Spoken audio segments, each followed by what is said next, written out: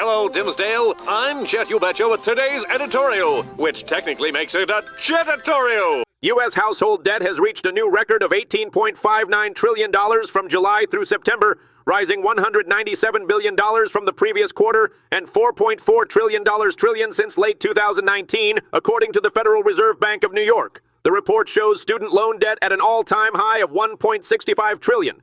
With nearly 10% of borrowers at least 90 days delinquent, as previously unreported missed payments are now reflected in credit reports. Credit card balances also hit a record, climbing to $1.23 trillion, up almost 6% from last year.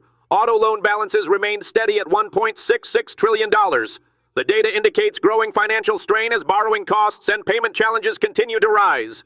In other developments, a driver was arrested after allegedly hitting pedestrians and cyclists in multiple locations on Ile-d'Oléron in southwestern France, officials said. Interior Minister Laurent Nunez said an investigation is underway and that he is traveling to the scene. The suspect, whose identity has not been released, was reported to have intentionally driven into bike lanes in the towns of Saint-Pierre and Dolus, about 4 miles apart.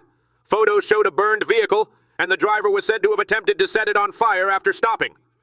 2 victims are in serious condition and at least 3 more were injured, ranging in age from 22 to 69.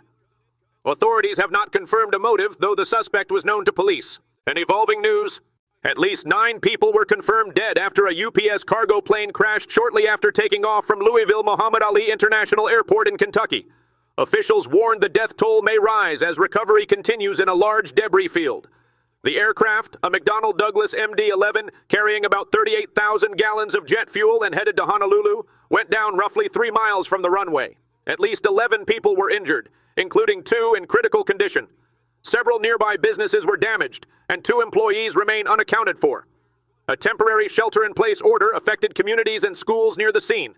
The FAA and NTSB have launched investigations into an apparent engine issue during takeoff. In other developments, Zohran Mamdani's projected victory as New York City's first Muslim and South Asian mayor is seen as a historic milestone that could energize immigrant communities. Supporters say his rise shows greater visibility and belonging for South Asians and Muslims, with South Asian voter turnout in the 2025 primary up significantly from 2021. Experts view his popularity as part of a generational shift, noting his appeal extends beyond identity to younger and diverse voters. His win comes amid declining Democratic support among Indian Americans and Muslims nationally. Backers argue that Mamdani's leadership should be defined by his capabilities, not just his identity. From all of us here, stay classy, Dimsdale.